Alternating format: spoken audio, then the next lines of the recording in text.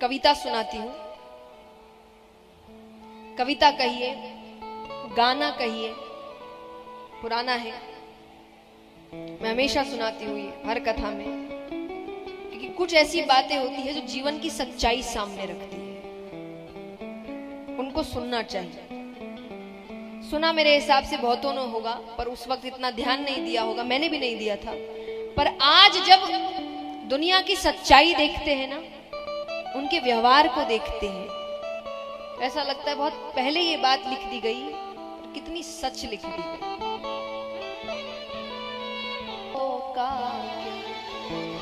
और जैसा मैंने कहा, सुख में सब साथ रहते हैं, दुख में छोड़कर, और ऐसे ऐसे जाएंगे कि आपको लगेगा ये मेरे साथ ऐसा कर सकता है। सुख में साथ रहेंगे तेरे, दुख में सब मुंह मोड़ेंगे, कि सुख में साथ रहेंगे तेरे, दुख में सब मुंह मोड़ेंगे।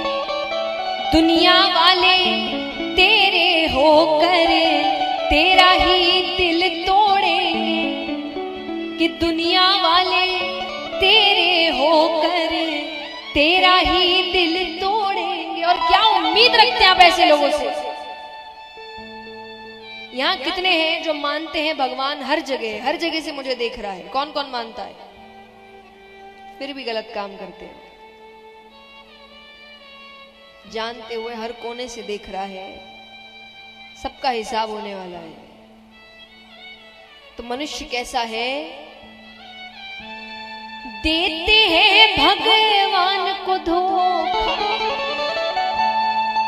इनको लगता है बच निकलेंगे। देते हैं भगवान को धोखा, इंसान को क्या छोड़ेंगे। कसमें वादे प्यार वफा सब बातें हैं बातों का, कोई किसी का नहीं ये झूठे नाते हैं नातों का क्या। कसमें वादे प्यार वफा सब बातें हैं बातों का क्या। तो इसीलिए सिर्फ इसको खुश करिए, बाकी किसी को खुश करने की जरूरत नहीं है। ये खुश, आपकी जिंदगी अच्छी है। तो यहां पर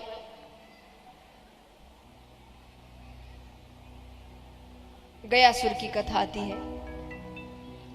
अब राजा परीक्षित पूछ रहे हैं कि प्रभु मुझे स्वर्ग नरक के बारे में कुछ बताइए, कैसे है, क्या है, कैसे फल मिलते हैं, कैसा दंड मिलता है। तो वो बता रहे हैं कि कर्मों के अनुसार फल और दंड मिलते हैं। अच्छे कर्म करो तो स्वर्ग मिलता है, स्वर्ग में आपकी इच्छाएं पूरी होती है। पापों के लिए नरक भोगना पड़ता है। नरक कोई एक दो नहीं, कुल 28 नरक लोक है। कितने? 28। तो वहां कैसे दंड मिलते हैं? बोले कर्म अनुसार मिलते हैं। उदाहरण दे रही हूं मैं आपको, असल दंड नहीं बता रही। असल सुन के राजा परीक्षित डर गए थे, आप और हम तो कितना डर जाए। तो मान लीजिए घर में जो डस्टिंग करते हैं, डस्टिंग माने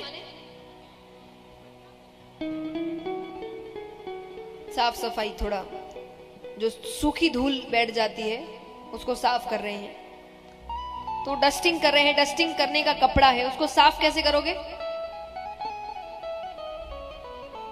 पानी में धो के, पानी में थोड़ा धोएंगे, वो साफ हो जाएगा। अब मान लीजिए पोछे का कपड़ा है, पोछा लगाते हैं ना, उसको साफ कैसे करोगे? सर्फ में भिगो के, साबुन है ना, कूटनी से मारेंगे, खूब निचोड़ेंगे, तब जाके वो साफ होगा। अब मान लीजिए रसोई घर का कपड़ा है जिसमें तेल की चिकनाई है, उसको साफ कैसे करोगे?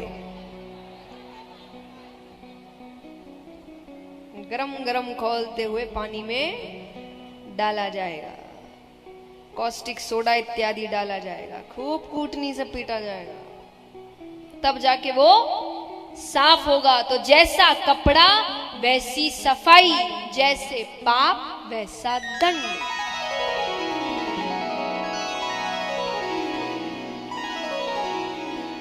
राजा परीक्षित तो डर गए। अच्छा, अपने लिए नहीं डरे, क्योंकि देखिए उन्होंने जीवन में एक ही पाप किया जिसकी सजा मिल गई कि 7 दिन में मृत्यु है। उनकी तो मृत्यु है, उनको क्या डर लग रहा है, और उनको पता है उन्हें क्या किया क्या नहीं किया। अपने लिए नहीं डरे, लोगों के लिए डर रहे हैं। तो उन्होंने अंत में एक प्रश्न पूछा कि प्रभु ऐसा हो सकता है जीव पाप भी करे नरक भी ना जाए? बोले नहीं, ऐसा नहीं। बोले कोई तो रास्ता होगा। तब उन्होंने कहा एक रास्ता है, सुनने में इतना आसान है कि यहां बैठे आधे से ज्यादा लोग कहेंगे हमारा काम तो हो गया,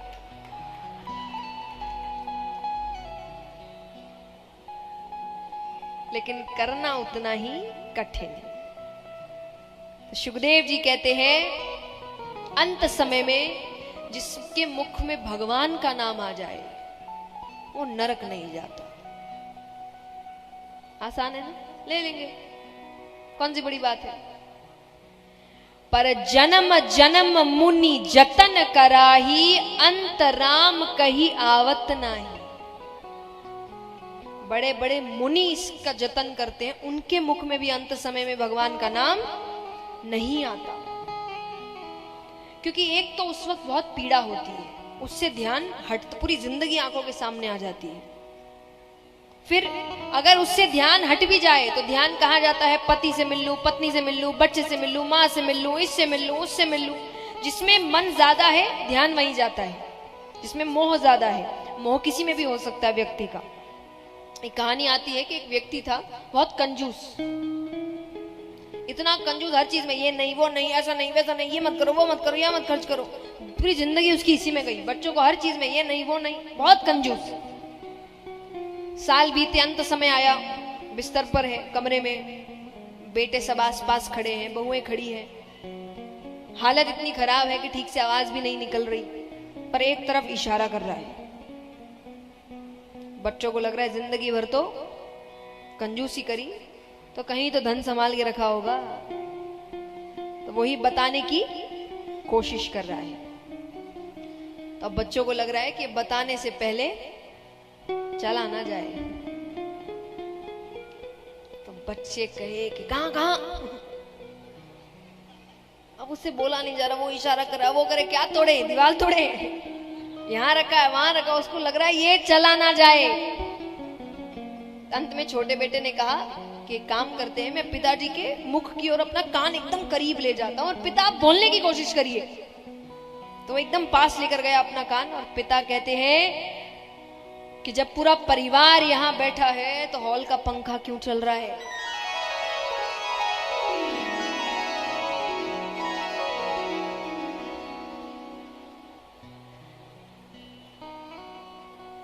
मोह,